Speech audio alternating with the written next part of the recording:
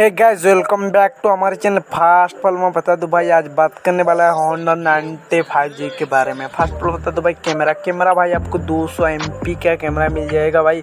और भाई selfie camera आपको 32 का मिल जाएगा। बहुत अच्छा खासा क्वालिटी के अंदर मिलेगा। कैमरा क्वालिटी भाई गजब का दे रखा है। मैं बताऊँ तो भाई 40,000 के आसपास ही इसका प्राइस आप ले सकते हैं। ऐसे में नहीं, आपका मर्जी ब्रो। अब मैं ये अपनी ओपिनियन शेयर कर रहा हूँ। पर देख सकते क्या है।